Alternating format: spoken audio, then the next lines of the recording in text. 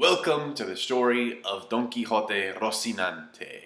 Color page was cool, and it's a nice break from the Jinbei storyline, which apparently was leading nowhere at the moment. I know it'll lead somewhere eventually, but right now it was stalling like hell. Rocinante creates a sound barrier to talk to Law because he was yelling out loud, which consequently means that Rocinante doesn't have the Opie Opie no Mi. So it was all an act? Like even you being clumsy. That's right, little brat.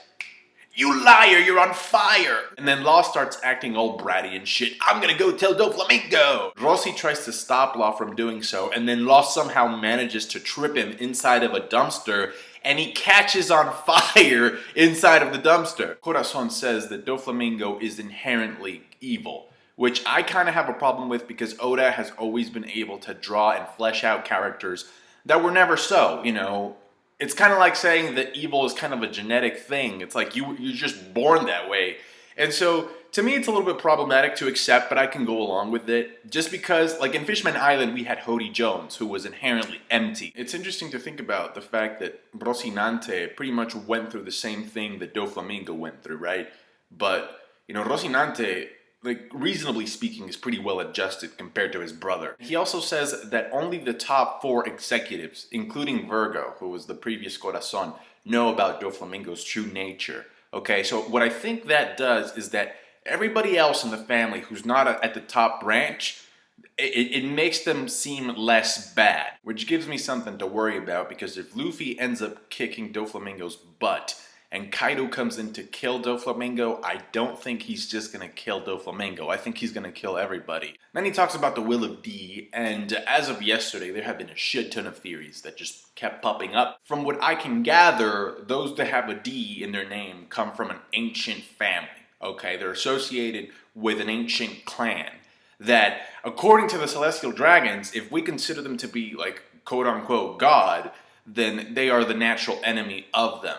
So I saw Chibi's review and he was talking about how the D could stand for devil, which relates that to the devil fruits. I think it makes sense, you know, because if you're going to be afraid of somebody and you have to incriminate them, why not call them, oh, these people are devils, they're demons, right? So if the Will of D will eventually bring up a storm, as quoted by Rocinante in this chapter and then later stated by Law to Doflamingo, I think it's interesting that the Celestial Dragons can get away with framing, the people with D's in their names as absolutely dangerous. Why? Because you have Blackbeard, and Blackbeard has technically the power to destroy the world. So you can use him as an example of why people should be afraid of the Will of D. Baby 5 develops her quirk of being infatuated with people that need her because Law asks her for money so that he can buy Buffalo some ice cream to blackmail him. Rocinante kidnaps Law. He ties him and he takes him in a little boat.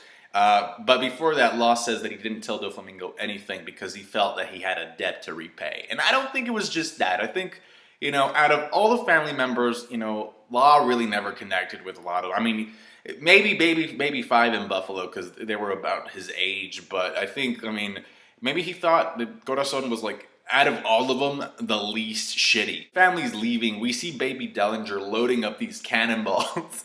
And Doflamingo gets a note from Corazon saying that he went off to try and cure Law's illness. When Rocinante said that he was going to take Law to every hospital, was I the only one expecting them to go to Drum Island? There's this part with Sengoku and Virgo which surprised the hell out of me because it turns out that Corazon, or Rocinante, is actually kind of like a secret agent working for the Marines. Now, I do think it's really cool that the reason why he was being so violent towards the kids, as revealed by Sengoku, is that he was wanting to get the kids to leave. So it wasn't that he hated kids, it's just that he wanted them to stay away from the family. The problem here is that if you're a kid and you have nobody, sometimes being treated horribly is better than being alone. By the way, the code names between Sengoku and Rocinante are bagels and muffins. I love that. What I think is going to happen here, unfortunately, is that Virgo is going to look at the files or find out about Rocinante actually being an agent for the Marines.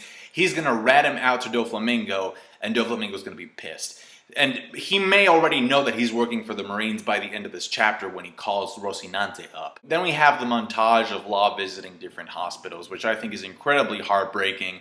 And if you notice, the doctors and nurses are like intentionally drawn ugly just to match their horrible personalities.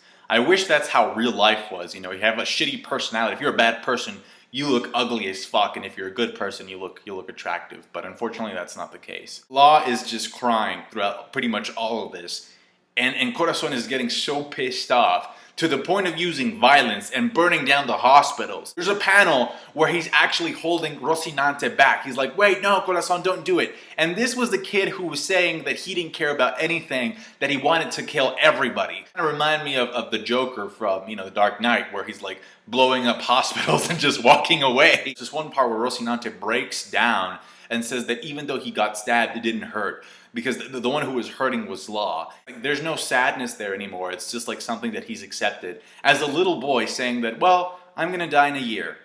That's just how it is. And so he just felt so much compassion for this little kid that he just had to do everything in his power to help him. And unfortunately, that hasn't been able to happen up until this point. But I think Doflamingo's gonna change that with, probably a deal. It sucks because like Law is asleep, and then he wakes up and he hears Rocinante sobbing, and then he starts crying too. It's like, fuck.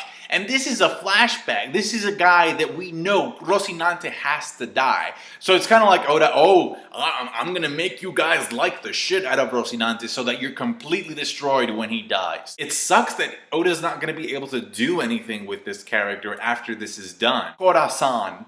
I think from that moment on, Law didn't call him anything but Corazon, with the honorary san at the end. Because when he was being shot by Doflamingo, that's what he said. He didn't say Corazon, he said Corazon. Once again, another great chapter by Oda. My goodness, it's like, he's been on a roll as of late. So, yeah, thank you for watching. Comment, tell me what you thought about the chapter down below. Like the review if you did. And subscribe to my channel for more One Piece reviews. Thanks.